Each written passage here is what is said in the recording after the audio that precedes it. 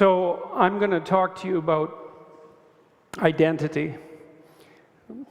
Whenever I talk to my son about what I should talk about, whenever I'm nervous about giving a presentation, and I was definitely nervous about this one, I can tell you, he always says, just make sure you talk about what you know. And that's great advice, you know, like everyone should follow that.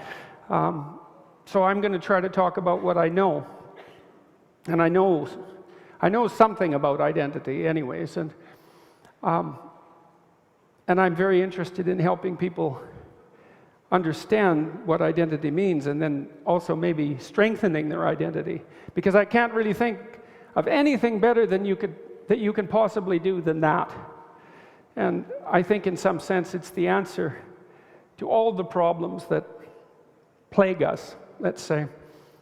So I'm going to tell you a story about how I came to how I came to understand the things that I've come to understand. Back in the mid to late 1970s, when the Cold War was raging, and when the nuclear arsenal of the Soviet Union was arrayed in its full force against the equally dangerous nuclear arsenal of the West, I had a series of very apocalyptic nightmares, and I don't really know why I was so obsessed with the Cold War. I mean, it's not like I was alone. Everybody was obsessed with it to some degree. It was a Cold War after all, and I couldn't understand why we would arm ourselves to the teeth and risk the destruction of everything just to buttress what we believed in. It didn't seem that the potential sacrifice was worth the gain. So I started to study belief systems from a psychological perspective. I was curious about what function they played, what role they served. And I was also interested in something else, which I didn't realize at the time was at the core of what I later understood as the postmodern conundrum. The postmodern conundrum is roughly the fact that the world is a very complicated place, and there are a very large number of ways to interpret it. And the postmodern conclusion is because there are an indefinitely large number of ways to interpret the world, that no one solution is in any real sense preferable to any other, and that solutions are imposed by power. When I was thinking about the Cold War, I was wondering about why it was occurring, and then I was wondering at the same time about the fact that these two opposed belief systems had emerged. And I thought, well, is this war, this thing we're willing to put everything to the torch for, is it merely a matter of opinion? Is it the fact that human nature is infinitely malleable, and you can generate any number of axiomatic systems or any number of games that people are all capable of playing equally, and that it's merely a matter of arbitrary decision which one gets played? Or is there something deeper going on? Is there a war of wrong against right? And the corollary, I suppose, of that is there's such a thing as wrong or right. And if there is such a thing as wrong or right, and if the war is about that, then who's wrong and why? And who's right and why? And so I started to dig into what I would regard as the metaphysical substrate of belief. And I came to understand, at least in part, that the belief systems that we inhabit are like stories. A story is a description of how a person went from one place to another place. If it's a comedy, it's a better place. If it's a tragedy, it's a worse place. But in any case, it's a story about how to go from one place to another place. And one of the things that you begin to understand if you study stories is that there are worse stories and better stories. There's certainly worse stories and better stories to live out. So, for example, I would say most people, if they made a conscious choice, would rather live in a comedy than a tragedy. They might not feel the same way about other people. They might condemn them to a tragedy, but they would pick comedy, perhaps.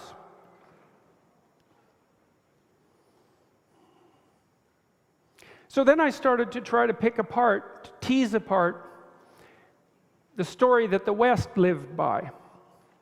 And I came at it from, I would say, two very different perspectives. One was essentially literary.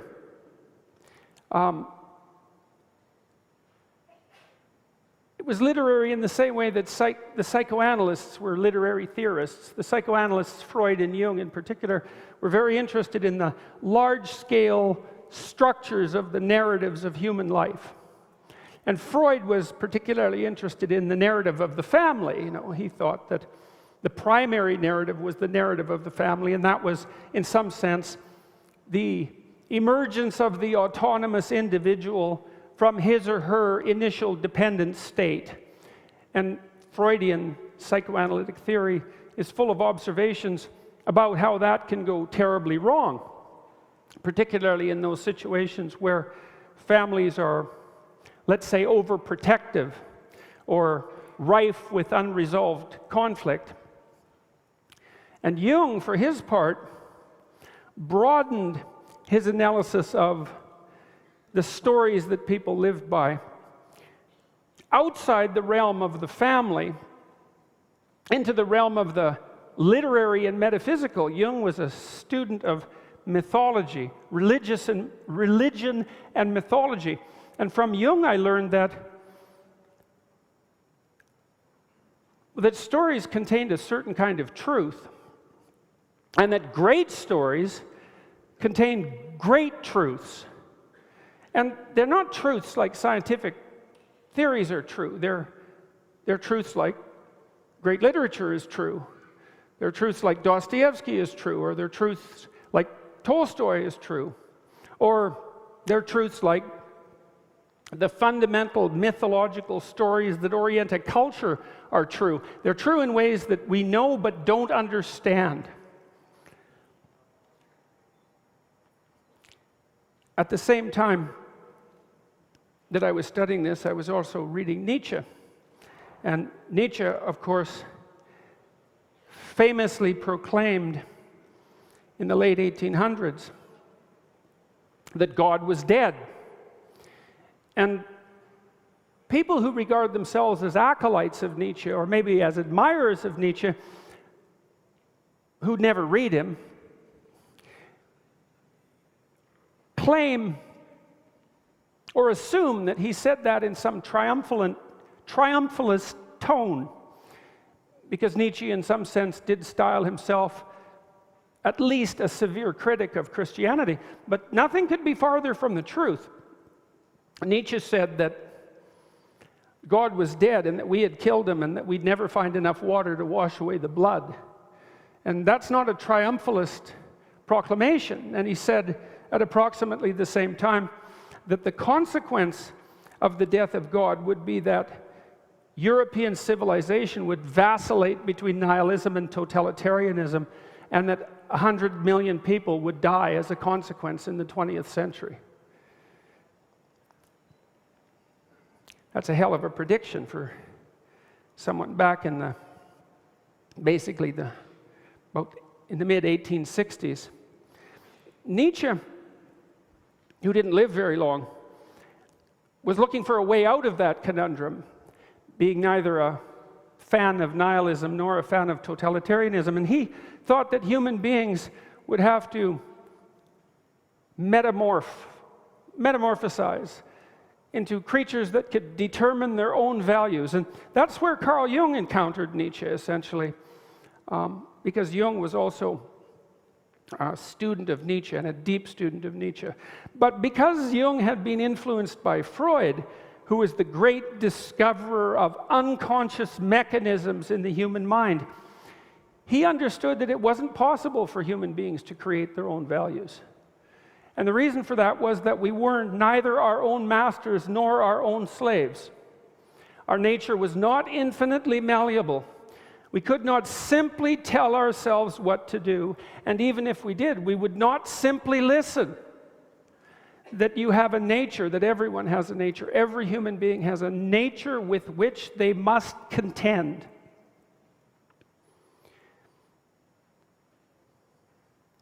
That's what took the Freudians into the study of the id, and that's what took the Jungians into the study of the collective unconscious, and then into the study of literature and mythology. I found that very compelling and very interesting. Jung believed that because the gods had disappeared from the outside world, that they would have to reappear in the inside world. That's not an easy statement to understand. But it's a statement that's true, even though it's not easy to understand. At the same time, I was reading a lot of straight psychology, especially the animal behavioral literature, the neuroscience literature, neuroscience of cognition, neuroscience of emotion, neuroscience of motivation. And then I saw this alliance between the psychoanalytic Jungian worldview and the more strict scientific worldview. Because it turns out that if you carefully attend to biology and animal behavior, you also find out that human beings have a nature. And that the nature is and that animals have a nature, and that the nature that there's a nature that human beings share with animals as well. There's a researcher in the Netherlands, Frans de Waal, who's done great work with primates, laying out the biological emergence of the idea of morality among chimpanzees. Brilliant work. And this was very exciting to me because, remember, I was trying to determine whether or not the war between the West and the collectivists, let's say, was merely a matter of opinion, or whether there was something right somewhere that someone had.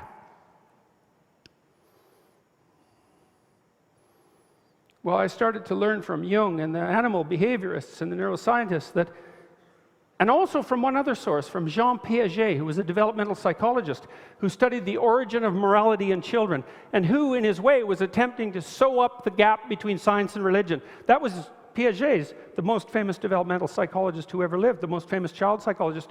That was his self-description of what he was doing. He was trying to understand how to rectify the gap between science and religion. And so there were these three sources that I could draw from. There was the developmental literature, there was the psychoanalytic / literary literature, and there was the straight biological literature, and they're all pointing to the same direction. They're saying that human living creatures have a nature, and human beings have a nature. And then that nature finds its expression in stories. And why is that? Well, it's because we watch ourselves express our nature, and then we map that expression in drama. And so we capture ourselves in drama. And we capture ourselves in drama before we understand who we are. And that means that in drama there is wisdom that we don't understand.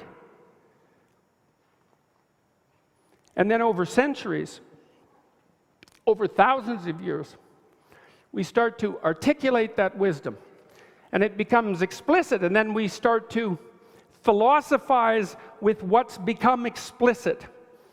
And if we're fortunate, then what we've philosophized and what we've made articulate and what we've dramatized and what we've acted out and what's at the base of our social and biological nature are all the same thing.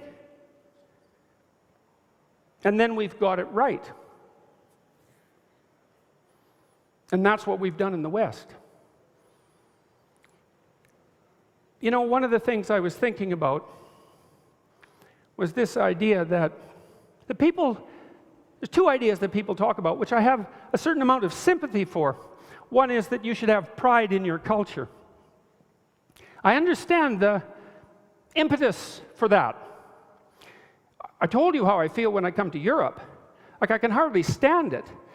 Really, I really mean that. The aesthetic experience of being in the great cities of Europe is overwhelming. And I think it's because I do have a gift for perceiving the miraculous.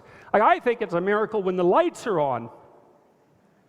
And the reason for that is that it is a miracle when the lights are on, because it is not the natural state of the lights to be on.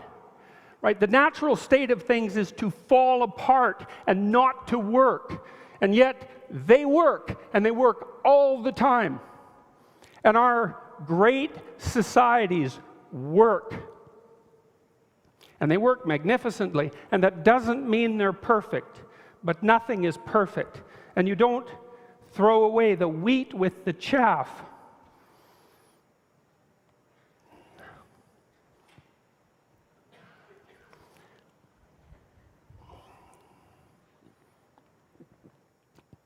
I'm going to tell you another story.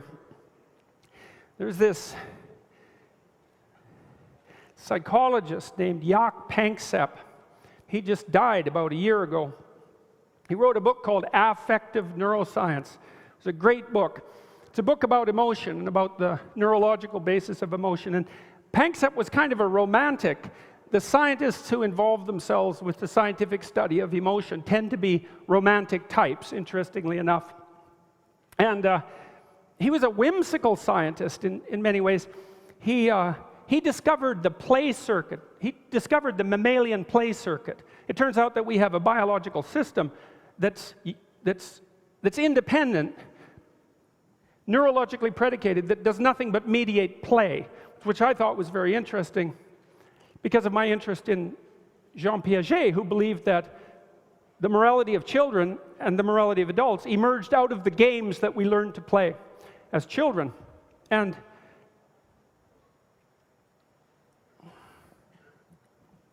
Panksepp also discovered that, if you take rat pups away from their mother and you feed them and you give them water and shelter, they die.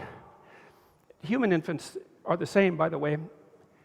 They have to be touched, they have to be massaged, they have to be cuddled, they have to be interacted with, or their gastrointestinal systems shut down and they die. And you can stop that from happening with rats if you just tickle them with the end of a pencil eraser, little massage. And then he found out that they giggled if you did that. And no one knew that because they do it ultrasonically like bats. And so you have to record it and slow it down. And so Panksepp discovered that rat pups laugh. And you might think, well, who the hell cares about that? But that's not the right way of looking at things, because he was looking at a continuity in our nature that was tremendously deep, that went way back down into the animal kingdom. He also discovered this. If you take 2 juvenile rats and you put them in a pen, they will spontaneously wrestle. They'll engage in rough and tumble play. And if one of the rats is 10% bigger than the other, then the 10% bigger rat will pin the little rat. And then you think, well, that's a dominance challenge, and the big rat wins.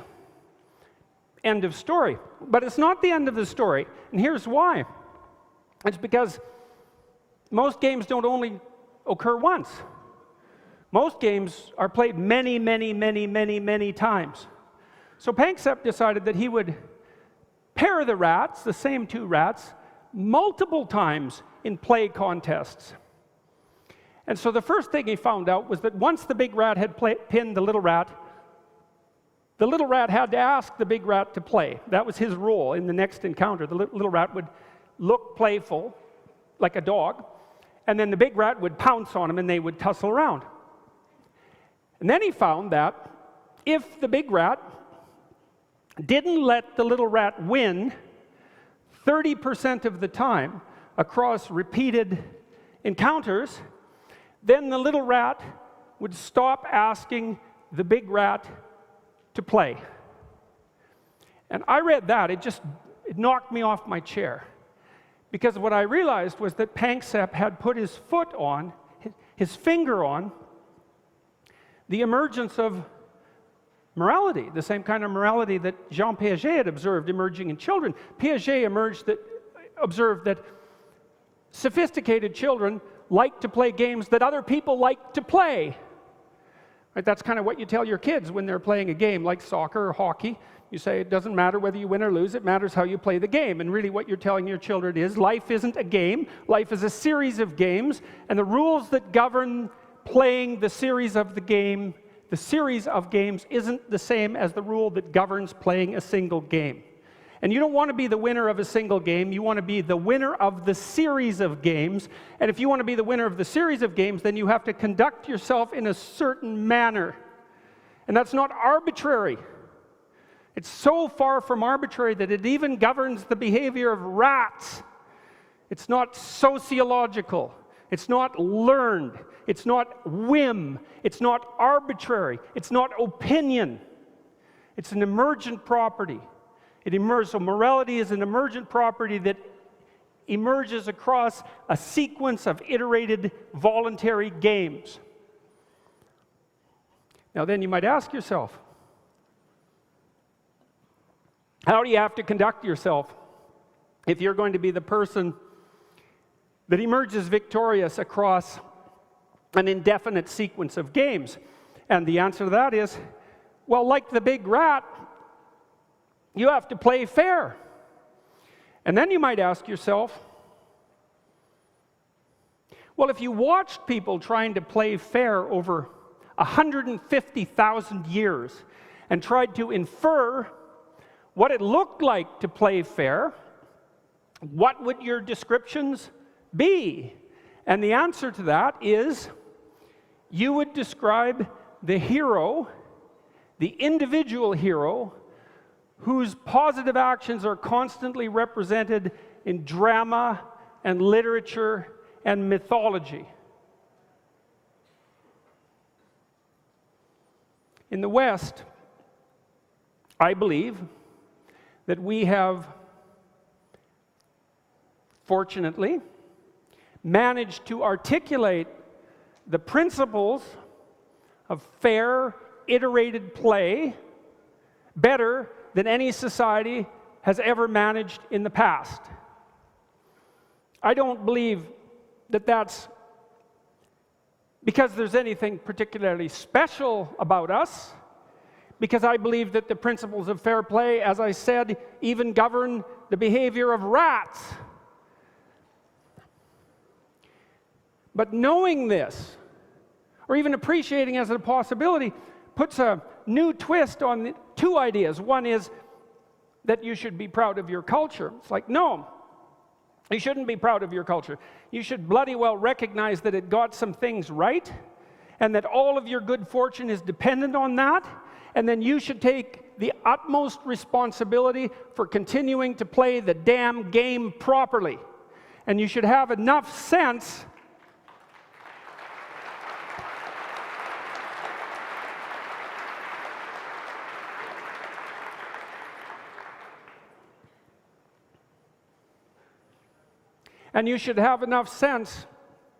to be grateful for all the sacrifice that was made by all those people that came before you, so that you could end up being the beneficiary of this eminently playable game. And so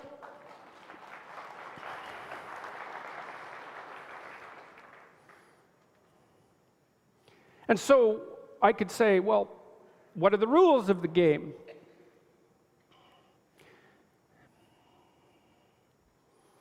There's an idea in Genesis, which is the foundational story of Western culture, that being emerged from something like potential, from chaos, as a consequence of God's use of language, the Logos. Logos is the deepest idea of the West. And it means something like clear, competent, truthful, communicative endeavor. So there's an idea in Genesis that that's the spirit that God used to bring forth order from chaos at the beginning of time. When God employed the Logos to extract order out of being, out of chaos, he extracted habitable order and then pronounced that it was good. And at the same time, when God made human beings, he pronounced them made in the image of God, which means that human beings have the capacity, that Logos-like capacity, to speak habitable order into being out of chaotic potential. And the deep idea is that if you do that truthfully, then what you bring forth is good. That's allied very tightly with the principle of fair play. It's easy to play fair with someone who tells you the truth.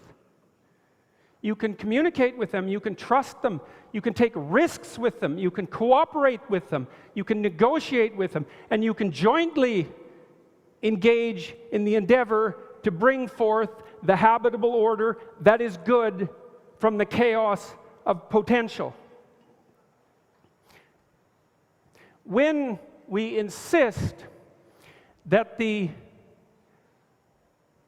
immigrants who come to our countries to become beneficiaries of the game that we're playing follow the rules, we are not merely saying, we have a culture, you have a culture,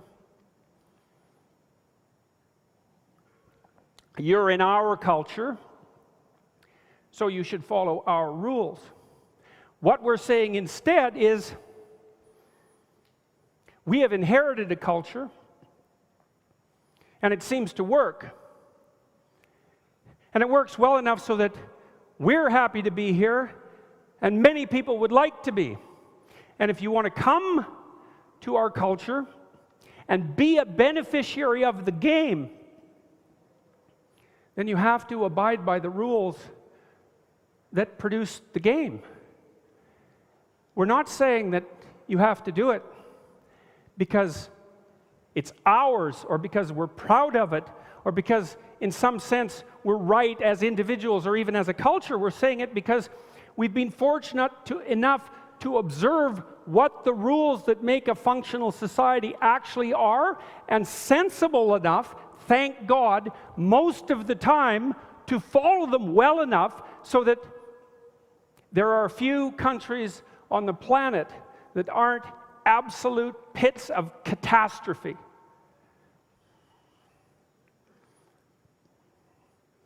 Now, I didn't know what to say about immigration when I decided to do this talk, but I don't think it matters, because there are many complex things that can be said about immigration, about many of the problems that face us, but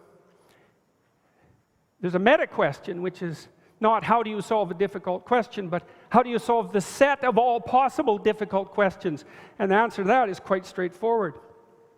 Speak the truth and play fair. And that works. And so I've been communicating that